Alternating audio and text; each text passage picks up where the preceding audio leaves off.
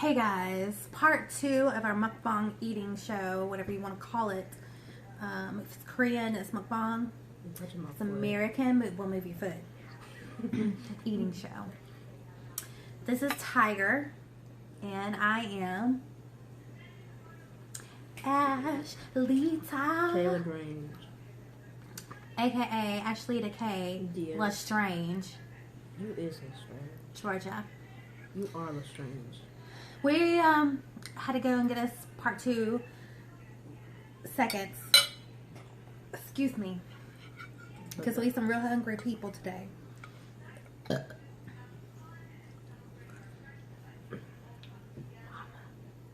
Why would you burp like that? You is a lady.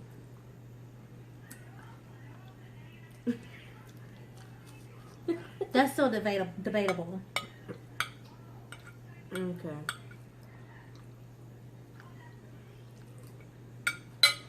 So, once upon a time,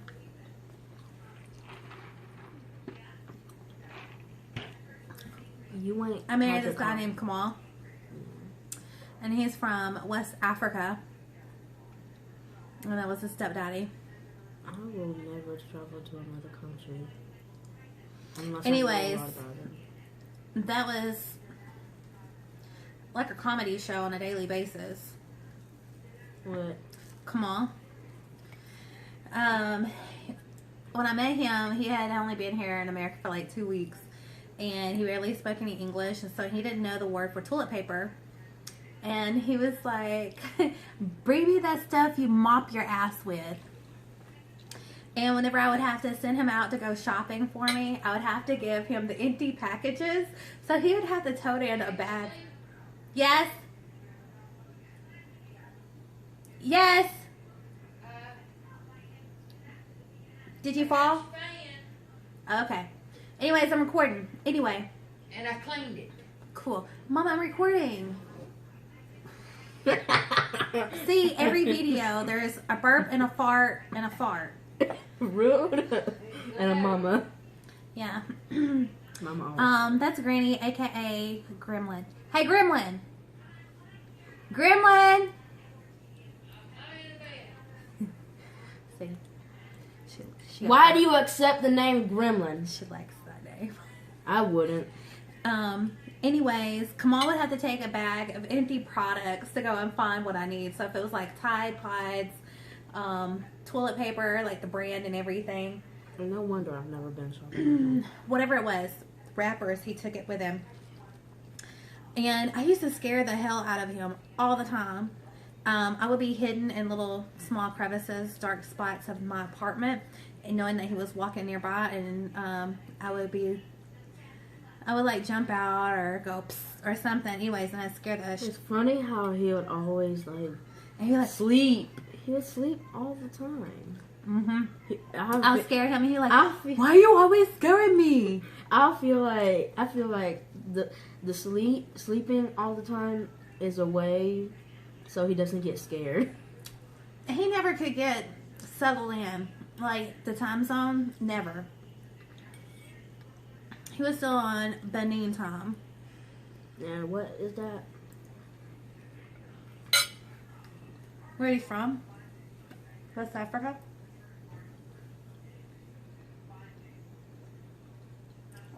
And he was from, his tribe were like Yoruban. And he would always say, I came and shake on your ball. I remember that. And then he would speak French, and I don't know. French? And I kept on, he was always saying, on your ball this, on your ball that. And I was like, what does it mean? Stop calling me whitey, or white person, or whatever. And I was like, how do you say black people in Yoruban? And he wouldn't tell me. So one day, I was trying to get my assistant manager a boo thing from Africa too. And so Kamal's like describing her, and he says, doodle American. And I was like,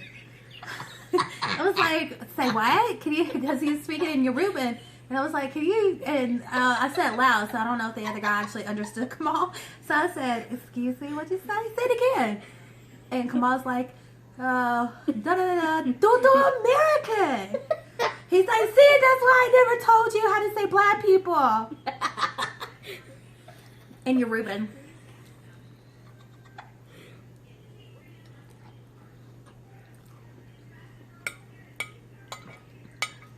Because then I would go around calling him Doodoo. Because, see, Amir was little. And Amir would be like, I got a boo-boo. Or I got a doo-doo. And see, that's why Kamal didn't want to tell me.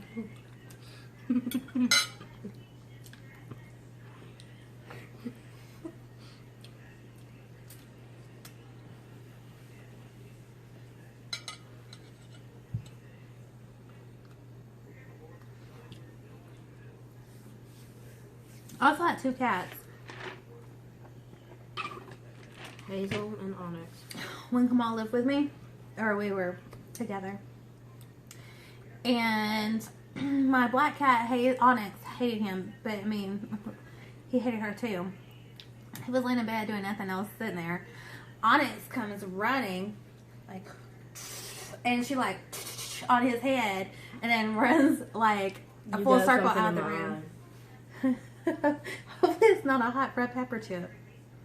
I'm hoping too. My question is, why was he afraid that hole? I don't know. That's something we'd have to ask him. So, I haven't talked to him in a long time. Didn't you see him like last year? Yeah, that's a year ago in October. But that's not long ago. It seems like a long time ago. Oh, he would set me on. Oh, let me tell you something. One time he steamed some eggs in with his rice. Now, I didn't know this. And then some of the shell, I guess, came off into the rice. And I got some of the rice with the shell, and it got stuck in the back of my throat. And I threw up and gagged on it for fucking days. It was awful. It made me never want a boiled egg ever again. By him. Yeah, or his cooking. And he thought that was the funniest shit. His food always smelled bad. Because it was habaneros. He would make a salsa with habaneros. And he didn't want to use a pan to put the chicken on and stick it in the oven. Or this is the first time. Because he normally fried that shit. So... Did he burn a plate? He did more than burn the plate. He almost burnt my damn apartment down. He decided to stick the chicken in with the habanero sauce and it's dripping. And honey, blazes of fire flew out of my fucking oven, was like all over my kitchen, and it smoked up the whole apartment. And we had to evacuate because, I mean, it was fine. Our apartment was just, black and smoky. We could wash the walls. Nothing was messed up. I remember our neighbors almost blew up their entire apartment. Oh, they did. They had when I went into their house, they had they had to call the fire department. They had a black thing on the wall. But what about our story? Anyways, we had to go outside and stay outside for hours, open up all the windows and the patio, French doors, whatever. And, like, for 2 days, it was harsh going in my apartment because when you inhaled that habanero. Where was I? You were there because we were coughing, choking. It was burning our eyes. It was awful. I was in the apartment during the flame. Maybe you wasn't. Maybe you were at Daddy's. I don't remember. Me neither. I mean, I do remember it, but I thought you were there. I don't. Anyways, Kamal remembers. He goes by Kamal Cristiano on social media. I'm sure he remembers. But we used to have a lot of fun. We laughed, but we also argued a whole lot too. Because that bitch couldn't drive. And I'd be like, he's going to kill us. He almost killed himself with a cigarette. He decided he wanted to try to smoke in my car, and we were out shopping, and so Amir and he's in the car, so we came back, and he had the doors locked, so I picked on the window. He thought we were the police and puts a cigarette on my leather the ting, and he burnt the leather thing. Yeah, in my car, and I wanted to strangle him. I'm telling you, I can tell you a lot of stories. I should do like story time about being married to a Beninese immigrant. But anyways, that's it for now. I hope y'all enjoyed this part 2. Probably a little bit more than part 1, but you know, I'm working on it. I'm trying to get used to teaching somebody from Africa how to swim in a 4-foot pool. Okay, where he's like 8 foot. We'll save that story time for another day because that's a good one too. Anyways, that's it for now. Okay, go ahead. We had where we lived. We had 2 pools. One that went to 12 foot. Pools now. Anyways, continue. And one that went to 4 foot. We always went to the 4 foot because it was like always right behind our apartment. And we decided to go to the pool, and I had to teach him how to swim in a 4-foot pool. Kamal's like 6 foot I something. I had to actually swim to him in the 4 foot while he was just standing on the bottom. It was like on the back of his knees, but the thing was he went back and thought he was going to float, and instead he sunk in. It was like, and he almost drowned. I missed it. I wasn't there. He was taking the mirror for a swim. A swim. Yeah. Well, all right, and that was hilarious. So can we just do African Chronicles with Kamal? We should. Maybe there is a part. Something to this. I might have to do like a special edition. Kamal. Like being married to Kamal and Canny. We go visit him. Yes, my name was Ashley K. Canny. I wonder what. I don't even know what he sounds like now. Like he's from New York. He sounds very Americanized. I like his funny accent. He's funny. Yeah.